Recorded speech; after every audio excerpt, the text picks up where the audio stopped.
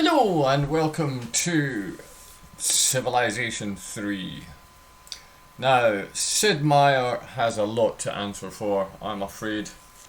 He has basically been responsible for thousands of hours of my life. I just did a series on OpenTTD, which was basically a better version of Sid Meier's Railroad Tycoon, which was one of the very first computer games I ever played. Well, it was the first game that I got when we moved from black and white computing. You youngsters won't remember these days.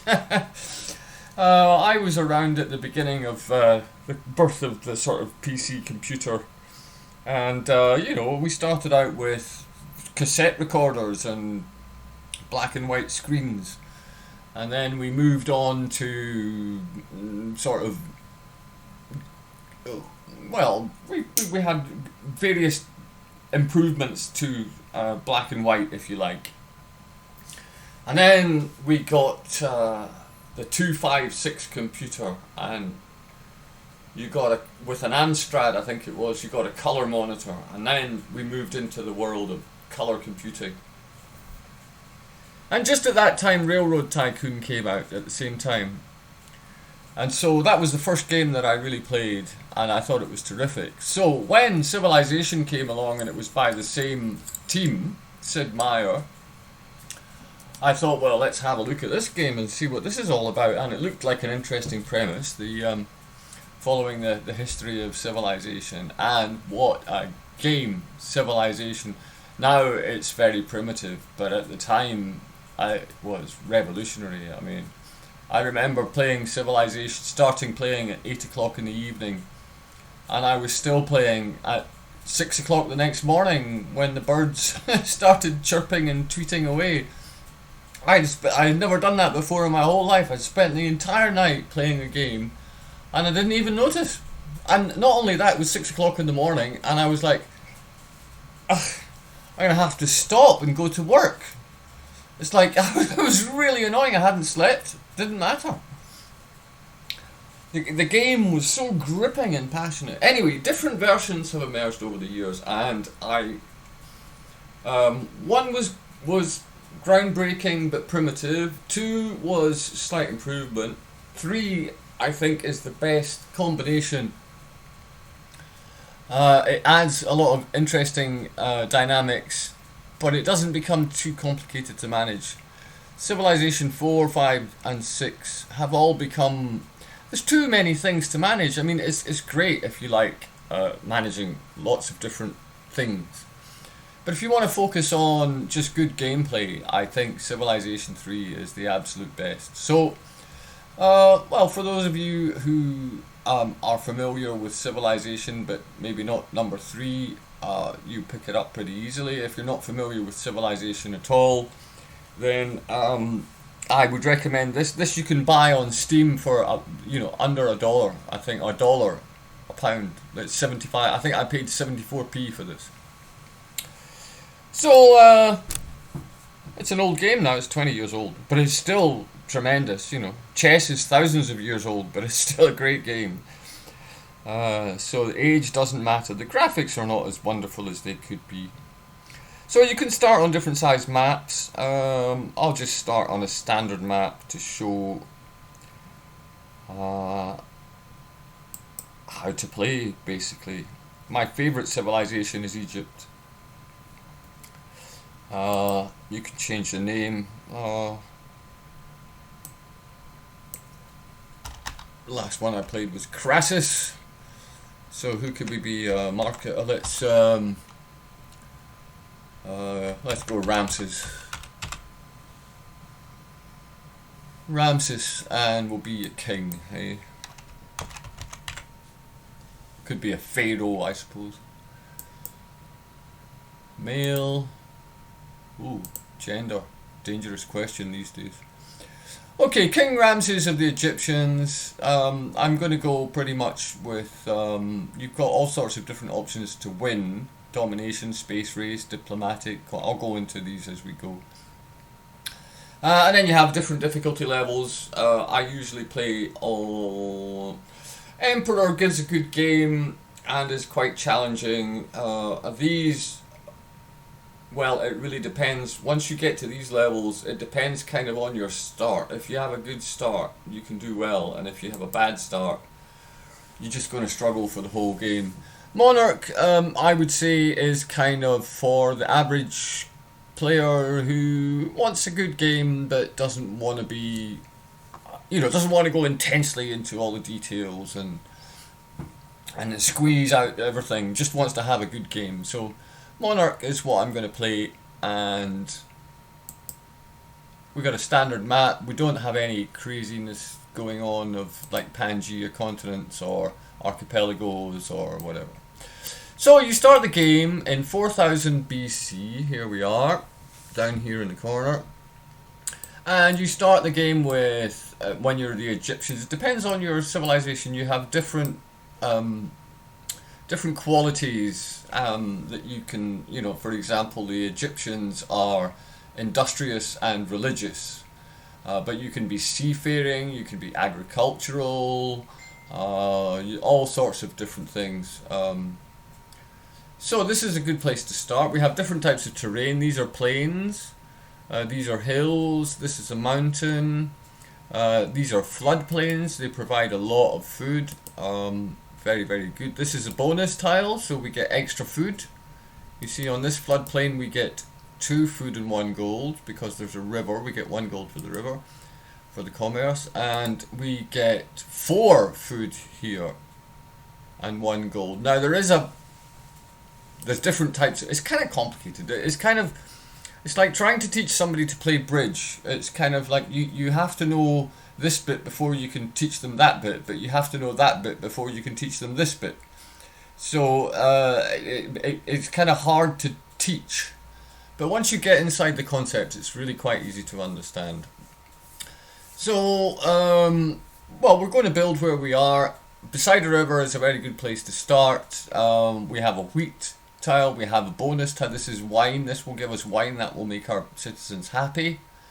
We have to build a road to it to connect it to our civilization. Everything has to connect by a road or a port to, and you can have a port, like you can have a road to a port, and then that port will connect to every other port that it can send a boat to, and as long as that port is connected to your capital, then that is considered that port, that your capital can receive all the goods that the port can receive. So let's start off, we'll just build where we are. So we're going to call our capital Thebe, and we get a city screen. Now the city screen, we have 1 citizen. This is our first citizen, and the citizen is working, so he's working on a tile. Now we can tell that citizen to work any other tile. I mean, this one only gives us 2 food, this one gives us 4. This is a forest, so this gives us shields. Shields are production. The wheat is food, shields are production, and this is commerce. So I'll explain all of these different concepts as we go along. So the best thing, obviously at the beginning we need growth. In order to grow, we need to fill this box with food. Okay, all of our citizens eat 2 food a month, so we have 1 citizen, and so they're eating 2 food a month. You get this, the capital, the center square of your town is sort of free. There's no citizen there, but you're getting the production from that square. So, and you always get that as an absolute minimum. This means that the chap's an entertainer. This means he's a tax collector, and this means he's a scientist. So then we move on to distribution of the commerce. So, first production. So the same principle applies. This is when this fills up, the population will go to 2, and it will empty, and we'll start filling it up again. And when it gets full, the population will go to 3, and it will empty, and we will start again. And the same principle applies when you're making things. This is going to fill up with shields. At the moment we're producing just one shield. Here it is. You can see it. This is the production. See if we do this, then we'll be producing 3 because we've got 1 here and 2 here. But obviously we're producing less food. Now instead of 4 excess food, we're only getting 1 excess food. So right away, right from the very first thing you have to do, you have decisions to make. Do I want more shields? Do I want to produce this unit quicker? Or do I want to fill up my population quicker? Well, from experience I can tell you what you want to do at this stage in the game is you want population. So we're going to do that. This is going to help grow the population. I'll show that next turn. Okay, and then this chap here is a worker. So, okay, you can change, let me go back, you can change what you're building. So at the moment we don't have much in the way of choice. We can build a settler who will make another town. We can build a worker, which I'm just about to explain what a worker does. We build a warrior, that's the only military unit that we can build at the moment. We can build barracks or a temple. Walls around the city, which will give us more defenses. Or we can just turn everything into money. So this shield, instead of producing, instead of going into the box, it will just get basically turned into money. We certainly don't want that at this stage in the game. We need units, and money is not really important. You can't really spend it at this stage. Although there is a way to play it using the money, that you can use the money to trade with other players. But I'm going to show how I play. So the first thing that we have here is a worker. Now we have to choose what we do with the worker, and what we want to do is improve squares that we have already. So well, we're going to be using this square. So if we build a road on this, then we will get more commerce. At the moment we're only getting 1 commerce. If I build a road there, we'll get 2. Okay, so now we have to set up our science. So F6, there's shortcut keys, but you can also get there. Oops, oh, that's incorrect. Oh, I have to tell him to do something. Well, first thing we're going to do, I'll explain why later, but we're going to do pottery. Escape, and then we're going to change. This is F1. These are the advisors you can change. This is domestic advisor, trade advisor, military advisor, foreign advisor, cultural advisor, and science advisor. And you can access these with F1, F2, F3, F4, F5, and F6 on a PC. So F2, F3, you can see that it's 1, 2, 3, 4, 5, 6. And you can also access them from down here. Later in the game, you can. There are options that will appear. Actually, they should be there now. Interesting. Okay, so it's a turn-based game. So once you've moved all your pieces, you end the turn, and the next turn comes along. Okay, so now we're in 3950 BC. It's 50 years a turn. Good grief. That would be 2 generations, probably in those days. Life expectancy, I wouldn't expect to be much higher than maybe 30, something like that. 40. I mean, it was 40 in 1900, so I think in 4000 BC, be lucky to get to 25. Okay, anyway, we can build a road here, so let's do that. And we'll have a look at the town so we can see what's happened. So we had 4 excess production of food, so now that 4 has gone into our granary, if you like, and we had 1 production of shields, so that has gone in to make a warrior. Okay, so we'll do another turn. Okay, now we're making 2 profit a turn, but we don't really need to. We could, you see, this is our tax distribution where we can decide what to do. We can decide, for example, to put more. Here you can see we've got an income of 4, and we've got it 50-50 between money and science. So we're getting 2 gold coins, and we're getting 2 science. But we can change that proportion. So I can move it, and now I'm getting 3 science and 1 gold.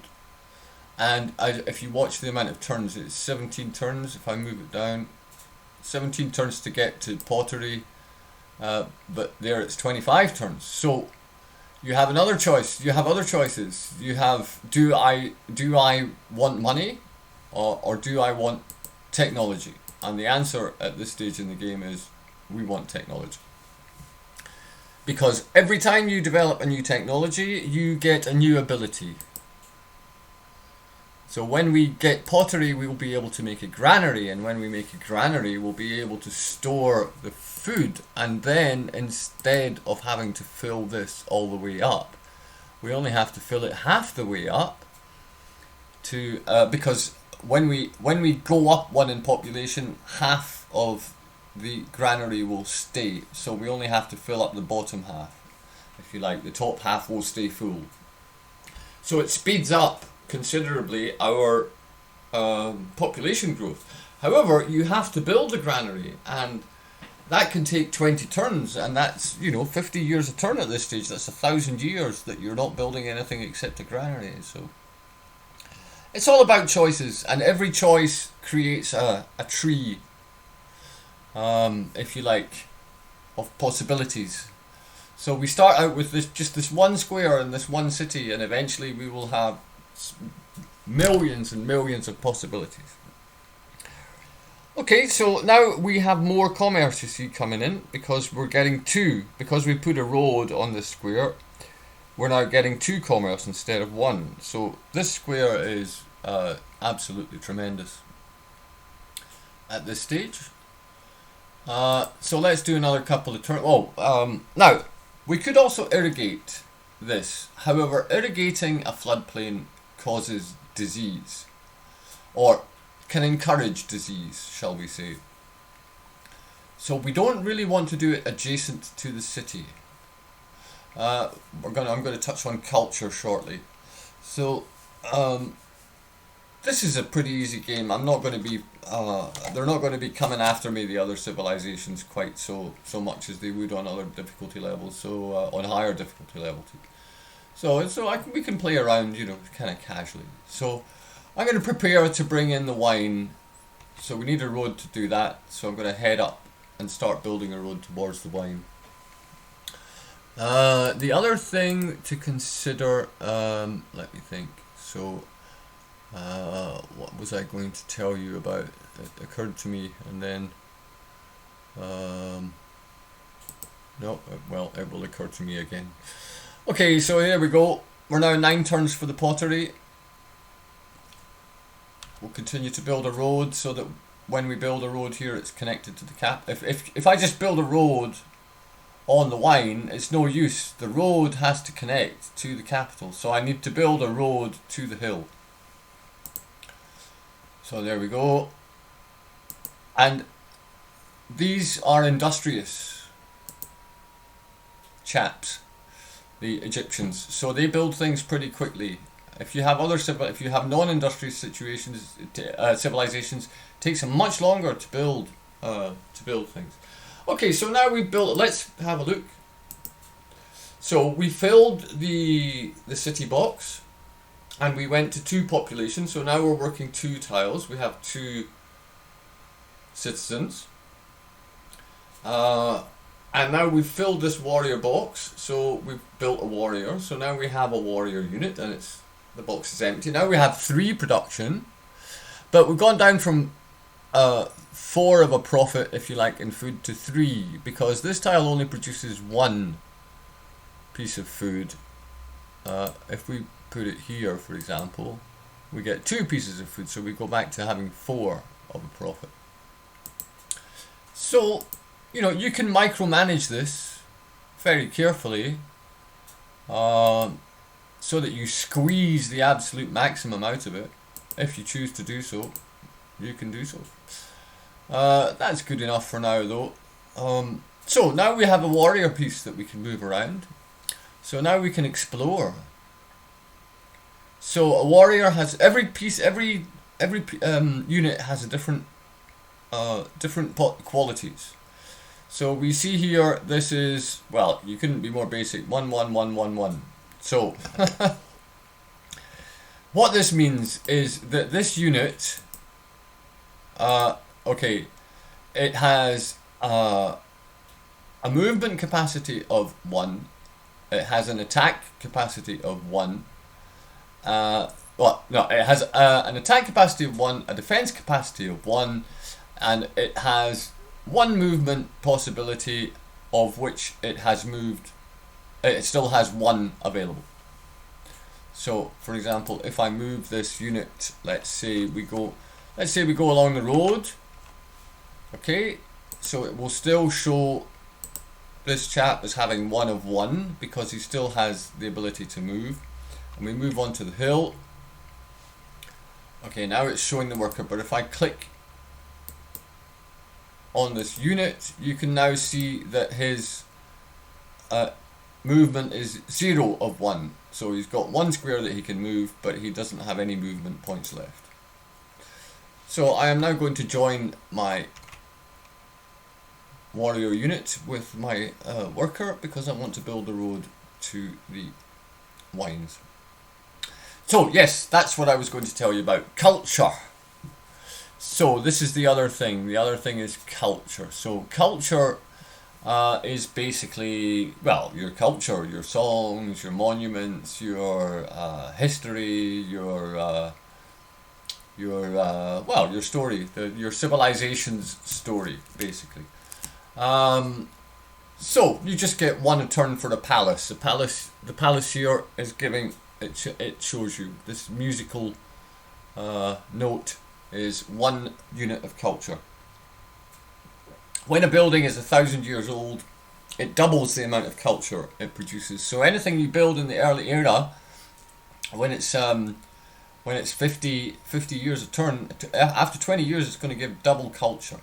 Now, how is culture useful? Okay, well, people admire your culture, other races. If your culture is higher than their culture, then they will respect you, which gives you more power when we get to negotiations, which will happen.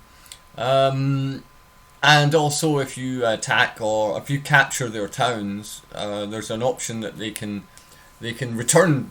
They can rebel and return to their old culture. They can say, well, you captured us, but we don't really want to be Egyptians. We want to be Romans, or we want to be Americans, or we want to be Japanese, or whatever it is that they happen to be. And we're going to resist your Egyptian tyranny and return to our Japanese heritage, or whatever it is.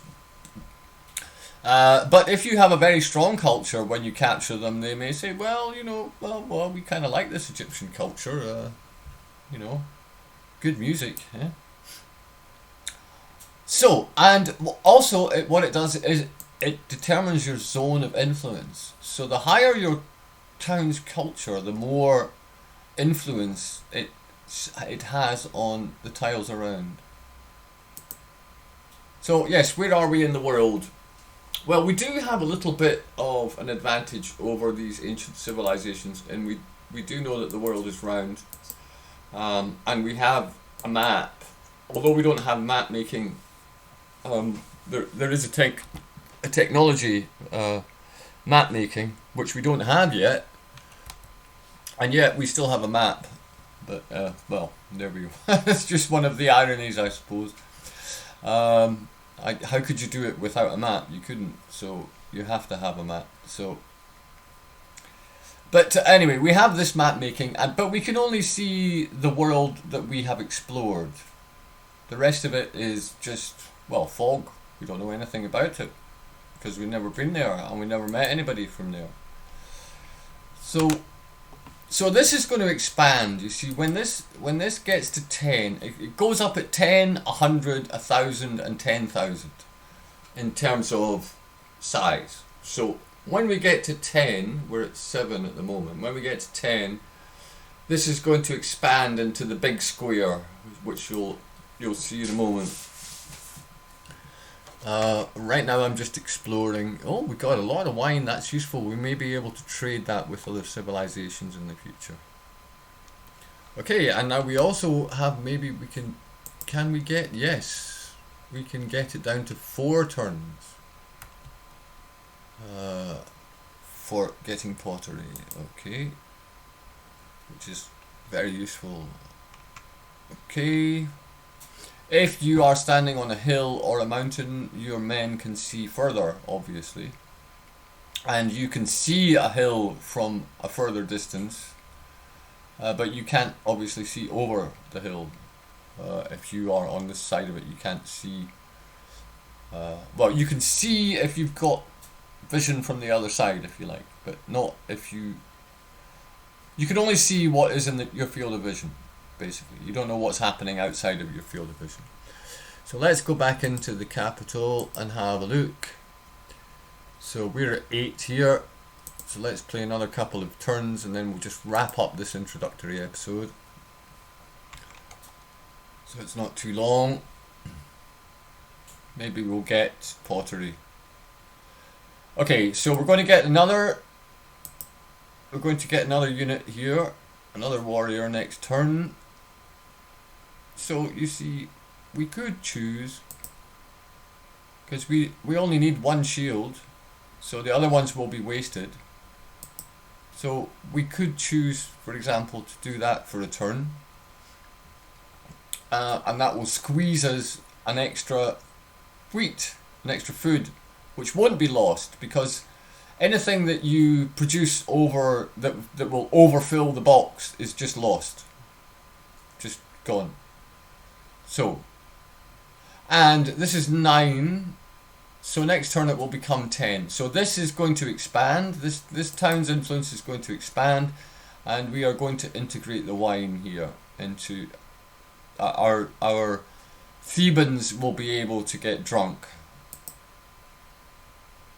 Okay, so we produced the warrior, thank you, and the town has expanded in size. So this is now the big square. This is the limit of your town's ability to exploit squares to produce things. You can't ever have more squares than this for a town. So this town can use any of the tiles within this big square to produce things. So for example, we can use this tile, which gets us 2 food and a shield. This is a bonus, it's called a bonus grassland. The normal grassland you get 2 food. The bonus grassland you get 2 food and a shield. So that's a good thing to do right now. That would fill our box to take us up to 3. And it would also give us 2 on the way to the warrior. And otherwise, for example, if we go here, then we're going to have 3, which means we're going to have waste next turn. So we can, that's actually quite a good, sorry, this is probably the better one. We have to choose. We could have two food and a shield, or we could have 2 food and a commerce. At the moment we can't have both, but we will be able to, because we can put a road here and then we'll be able to get a commerce too, or we could put a road here and we get 2 commerce. So we'd have to choose between 2 food, a shield and a commerce, or 2 food and 2 commerce. So it depends what you need at a particular moment. And of course, as the game goes on, that becomes so irrelevant. At this point in the game, it can make a difference to micromanage the cities. But when you've got 20 or 50 cities, you don't worry about that. So we're just exploring. The other thing that you have to worry about is happy citizens. So at some point, the citizens will feel that your town is overcrowded, and they'll get annoyed about it. And so at that point, you have to provide them happiness. And under Monarch, that happens when the town goes above 3. So we can send this warrior off to explore, and that is something that we definitely need to do at this stage in the game. We need to know as much as we can about our surroundings. Okay, pottery in 2 turns. Okay, our workers have completed a road to bring wines into Thebes, so this will make the citizens there happy. Okay, so what this does is, you can see if we go into the city, we now have luxuries coming in, wines, because they're connected to our capital, and that provides a happy face. So this is a content person, this is a happy person, and this is an unhappy person. Now, you need to have at least as many happy people as content people, as unhappy people. If you have more unhappy people than you have happy people, then your city will go into disorder. Basically, you'll have riots, and the police will come in with batons and start beating up the population, and we really don't want that. So you need to provide them with happiness. Now, you can do this here by providing happiness here. This is called the happiness slider. So we basically provide entertainment. We basically put 10% of our budget, or 20% of our budget, or whatever, into providing happiness. And as you can see, this changes the happiness. Here's our citizens: happy, content, and unhappy. So if we change the happiness slider, now we have two happies and an unhappy. And if we keep going, now we have everybody happy. So obviously we don't mind if people are unhappy, because as long as we don't have disorder, that's all we care about. Because I mean, let's face it, this is a despotic government. We're an evil, despotic tyrant. So we really don't care about the people at this stage. Our own personal gain is all we are interested in. Thank you very much. So, okay, let's continue to explore until I can find something. Now, this is a good square, because the wine gives you... What does the wine give you? Okay, on a normal hill, I can't show you a normal hill, but on a normal hill, you get one food and one shield, and that's it. And you would get one for being beside a river. But this one, you see, you get two. You get an extra food, so you get two food instead of one food, and you get an extra commerce. So in fact, I think it tells you that. If you click on the square, yeah. So here we are. If you click on the square, this square, one food, one gold, one shield, and that's because it's beside a river. Is there a hill on the map that we can see? It's not beside a river. Here. So here we get one food and one shield, but no gold, because there's no river, there's no commerce. So we'd have to build a road. So here we're getting an extra on this. On this one, we're getting an extra gold because we built a road. So we got one for the road and one for the river. And we get one shield and two food. So what we can do is, for example, is I can mine. I can build a mine there, and then we will get more shields. This is a good square. This is a better square, obviously, than this one, because we're getting two food, one shield, and two commerce, and here we're just getting two food and a shield. So we're getting two extra commerce, and that two extra commerce is helping us, as you can see, with our... Here's our total science. So we're getting, what, 6 here, and when we put it here, we're getting 8. So we're getting a third extra commerce. Now, this is a hut. This is a goody hut. Now, a goody hut has lots of options. You can get a settler who wants to join your civilization. You can get a town, just a town, a little village that becomes part of your civilization. You can get a military unit which will join a warrior who will join your civilization. You can encounter barbarians who will attack you. and you can get some money maybe, and it can also give you maps, or it can even give you a technology. So lots of options. Most of the time it's barbarians, but let's have a go. What do we get? Okay, the Suren tribe, they taught us bronze working. How very generous of them. So now if we go to science, we have bronze working, and if we look now at the possibilities, we go to zoom into Thebes, and we look at the possibilities of things we could build. We can now build a spearman, because we have the ability to make spears with bronze tips. So we could switch from, and a spearman has 1-2-1, so attack 1, defense 2, and movement 1. So it's a better defender than a warrior. So if we want to have a defense, for example, of our town, we'd be better to have a spearman in there than a warrior. And well, why just for the... But it costs more to build, you see, so you have to make, once again, decisions. This costs 10, and a spearman costs 20. So it costs more to build. But, you know, just because, why not? Let's do it. Okay, so this is going to be the last turn. We're going to get pottery.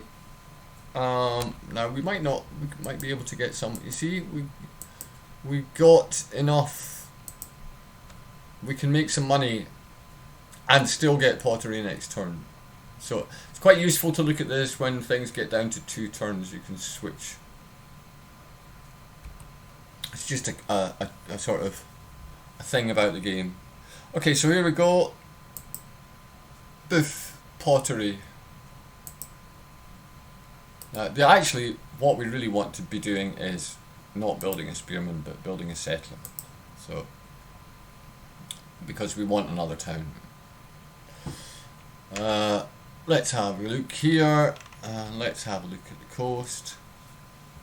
And now we have pottery, and pottery allows us to build a granary. So now we have a new option of a granary. So we could build the granary, 13 turns, and then we get super fast growth on the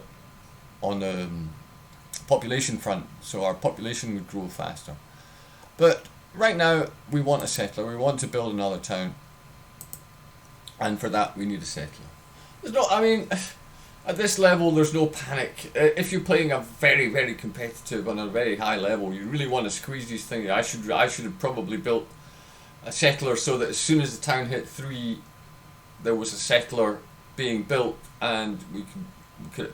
But you know, I'm just trying to show how you can enjoy the game, not how to squeeze out the absolute maximum from every possibility. Okay, so that's it. We'll just leave this now because it's a long game. A game of Civilization is maybe 30-40 hours, and I'm not going to make a video like that. So this is just an introduction to Civ 3, and I'll be back with another episode and a continuation in the next episode. Bye for now.